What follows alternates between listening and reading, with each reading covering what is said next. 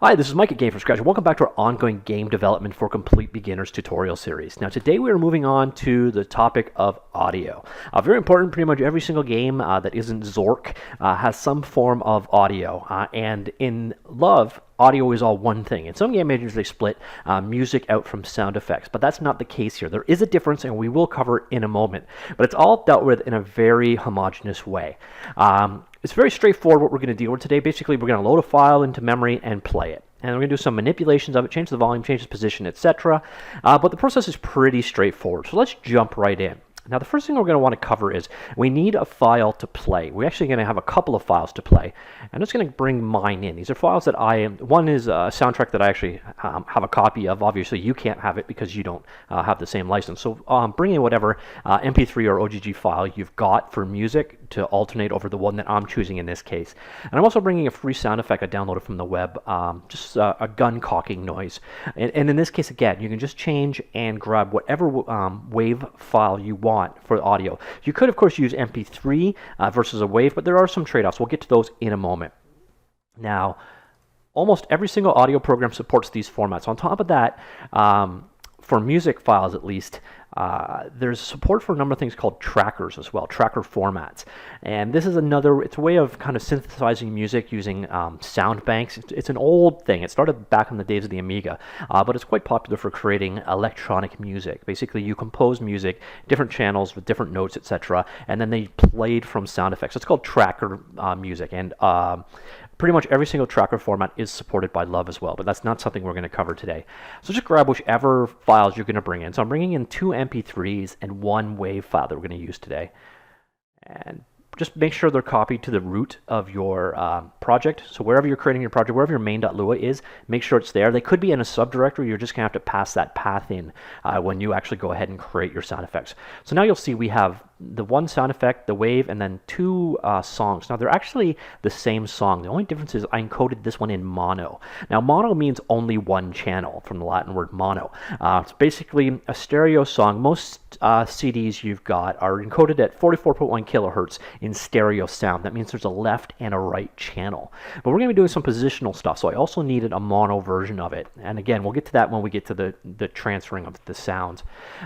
So now that we've got this sound effect, this is going to be our game's music. We're just going to go ahead and write the code required to play that music. So first off, we're going to need a variable to actually hold that music in it. Let me just get this guy in a presentation mode so you can see what I'm doing. There we go. So we need this variable for our music, and we're also going to go ahead and create one for our system volume. We're going to be dealing with that almost right away too. And in our load function, we shall come in here and we're going to create our music file. So basically we just got to load this file into memory, and the love.audio.new source. So all audio effects in memory in Love are sources. So we go ahead and load that new source, and typical American.mp3. So that was the MP3 file I copied in earlier. And again, if you put it in a subdirectory, you're going to have to make sure that the subdirectory is put here before the name of the file. But since I'm putting it right in the root, I can just go ahead and play it like this. So next up, I'm just going to go ahead and go music:play. And that's it. That's all we need to play our song. Now, I'm going to do one thing before we jump ahead, though, is I'm going to set the global volume. You can set volume at a track-by-track basis or for the entire game. And that's what I'm going to do. I'm just going to set it to 50% so I don't blow your ears out. And this is a normalized value, meaning that the value goes from 0 to 1. So if you want 50%, you put 0.5. And we're just going to call love.audio.set volume 0.5. So, okay, so that will set our volume to 50%. We should actually probably do that before we start playing. It doesn't really make a huge difference, but it makes a bit more sense. All right, so that's our code. This is all that is required to play music in Love. Now, let's see if I made everything work right. Go ahead and play that, and I didn't. Set volume on bad self.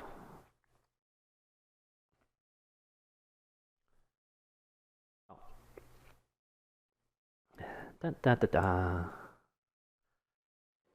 was bad. All right. So there you can hear it. The music's playing in the background. We can set it to looping. This is only going to play once and finish. But this is all that's required to actually go ahead and play some music. And there's our sound playing.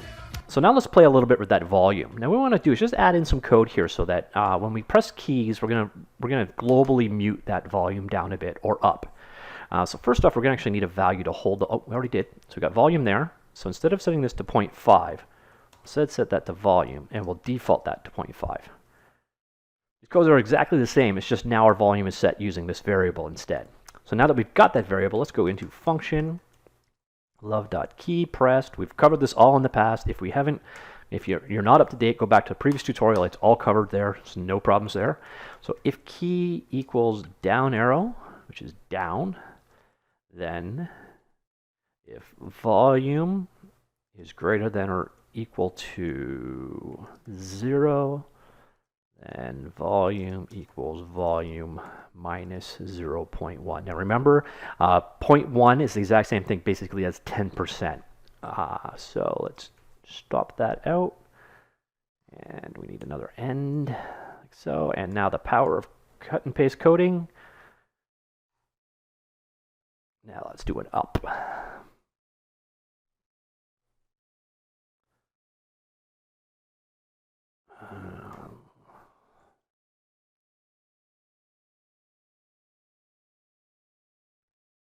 Ta-da.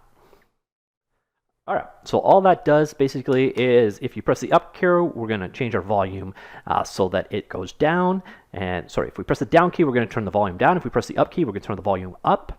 And finally, of course, we need to actually set the volume again. So love.audio.set volume equals the new value for volume. So now we go ahead and run our code.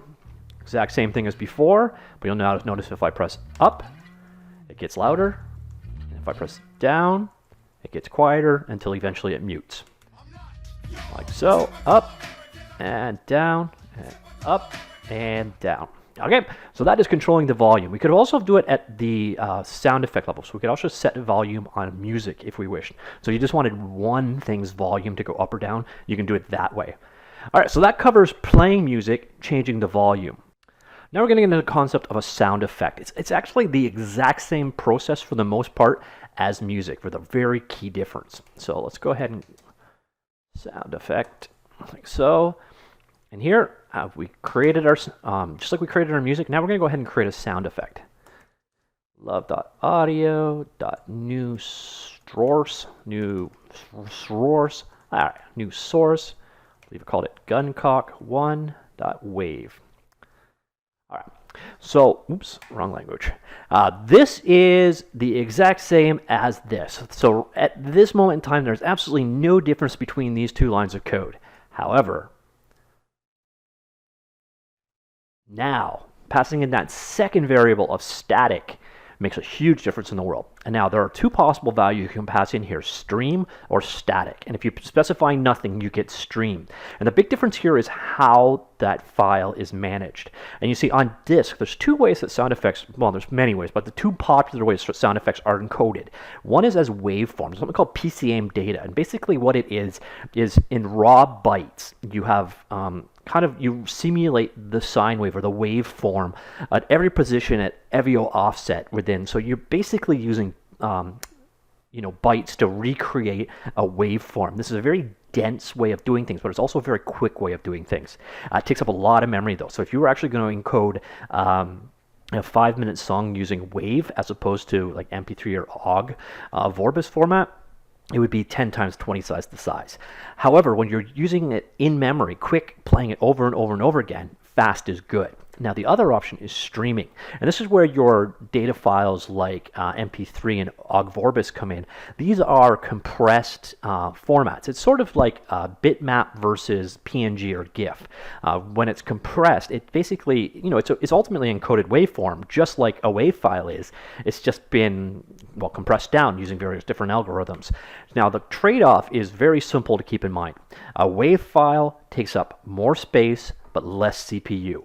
A streamed file like an MP3 or an OGG Vorbis takes up a great deal less space but a lot more CPU because it has to be decoded. So what this basically boils down to is if your sound source is very long, you want to have it as a streamed file. And so it's going to take more of a CPU hit for it to decode it, but it's not going to take up a huge amount of memory. Whereas if you've got sound effects, especially sound effects you're going to play over and over and over and over again, you'll load them into memory to make it so that there's less of a CPU hit. And again, the only difference is how you call this guy. Static. When you say static, that means that this sound form itself will be loaded into the memory. So more memory will be used. Very important also when you're on mobile and there's a lot less memory to go around. Whereas with nothing set, or if you passed in stream, it will instead, every time the sound effect is needed, stream it from disk, taking a lot more CPU, but using a lot less memory. Okay, so that is the two big differences. Otherwise, they work exactly the same. So we want to come in here, and we'll just, if key equal, oops, a lot of equals there, equals space. So if you hit the space bar, then let's just go ahead and play. Oh, sound effect colon play, like so. We'll end that sucker and done. So go ahead and run this. And you'll notice I made an error. Cannot open guncock.wave.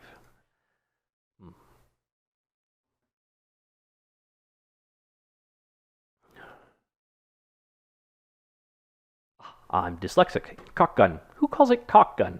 Actually, it wasn't mine. I downloaded that one from the web. Did not pick that title. It is not a euphemism. So let's go cock gun. One.wave. Let's give that a shot.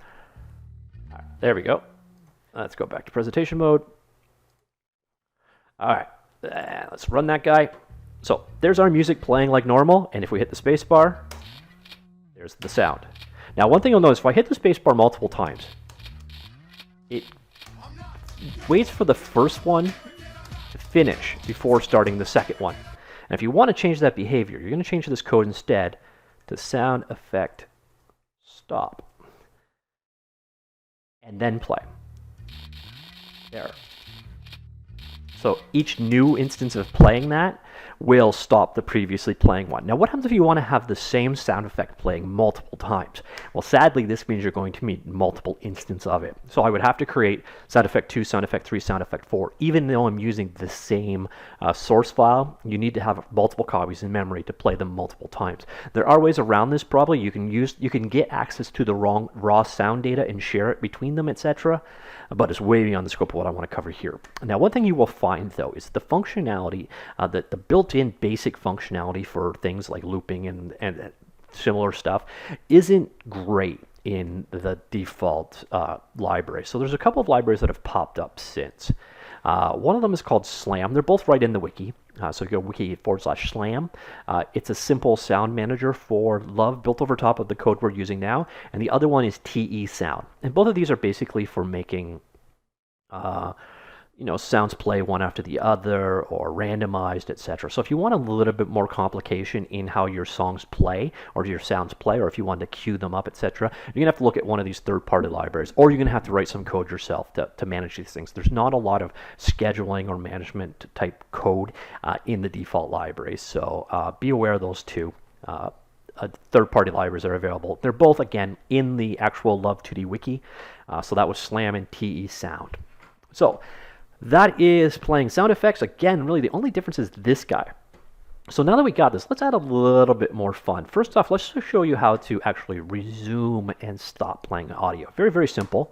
So we're going to add one more here. So if key equals, we'll go with P, so it can be play or pause, I guess. Then, that's not an if. Let's end that sucker. All right, end. So if we hit the P key, we want to check if, and now music is playing. It's pretty self-explanatory. This returns true or false if it is currently playing. And in the case that it is playing, then we shall pause it. Else, music dot play. So pretty simple logic here. We're basically saying, is music currently playing? If it is, then we pause it. Otherwise, we go ahead and play it. So now we run this code, and we shall see. I can now hit the P key, and our music pauses. And I hit the play key, and the music resumes. So very easy to control it on a simple level. Nice stuff built in right off the hop. Finally, we're going to cover one last topic. So we covered volume, we covered music, we covered sound effects, and all in a pretty short period of time. Next, we're going to look at positional audio. And this is where that mono file came back in. So let me just go on back here. So exit presentation mode. And what you will see is I created a file. Let's go over here, called typicalamerican.mono. Now, I'm going to show you something here. So here is the mono file versus the American file. You can see it's almost half the size. And there's a good reason for this. There's a free program out there called Audacity, which is very good for handling audio manipulations, etc. It's completely free too. So if you need it, check it out. Now here you can see I am importing the sound effect. So that typical American MP3 file, and you'll notice I have two channels. They're virtually identical, just in this case. It depends on the complexity of the music or the audio you've got. But basically, this would be your left ear and your right ear. So it's two waveforms, and they happen to be identical. So you're going to hear the same thing on the left or the right. What we want to do is have a mono channel. So we don't want two channels. We want one channel that would play the same on both. And this makes it really simple. I can just go stereo to mono, and what it does is it just mixes the two together and gets rid of one of them. So that's what I've done, and I've saved it out to typical American mono. Now the reason for this is if you're going to do any positional audio, you can't have a stereo track. It has to be a mono track. There has to be a single channel for this all to work. And now let's look, and we're only going to manipulate the left and right. So you can think of it as your left ear, your right ear, but we can also do up and down, forward and back. So you've got all three axes to deal with. Well, we're just going to use one. So local audio X 0.5. We'll start there in the middle. And now what we want to do is on key press, we're going to pan the audio around. So this is, where do we go? All right, key press. So here, we now want to go if key equals left arrow, then audio X equals audio X plus 1. And the power of copy and paste code. Oh, here, sorry, I'm not in presentation mode. Boom. All right, there. Probably a little bit easier to read. Cut and paste, and now we want to do the right.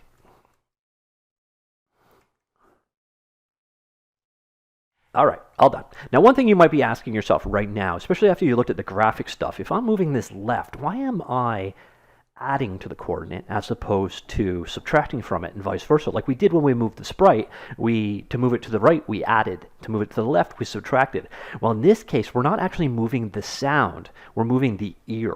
So the value that we're setting, what we're about to set, is actually the location of the listener, not of the sound effect. So if we want the appearance of it moving to the one side, we need to actually flip the logic on that. So that's why we're actually adding as opposed to subtracting. Let's think of it in terms of you moving yourself away from the sound as opposed to moving the sound away from you.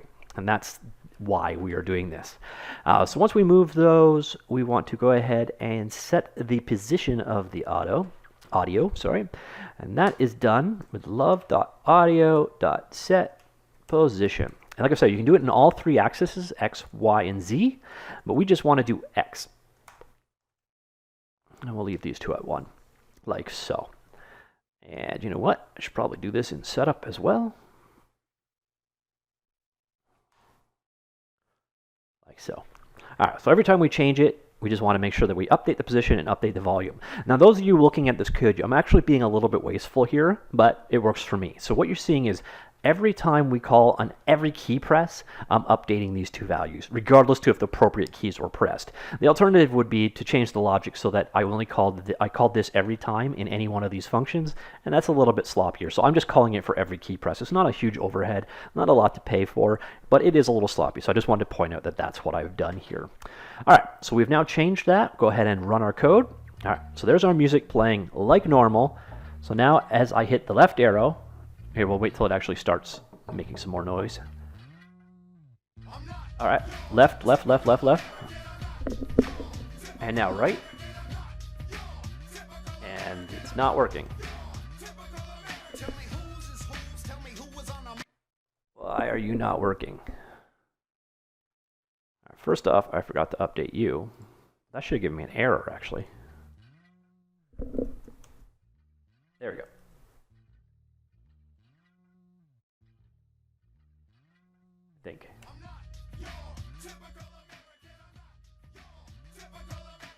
There you go. So now on the arrow keys, it pans each direction.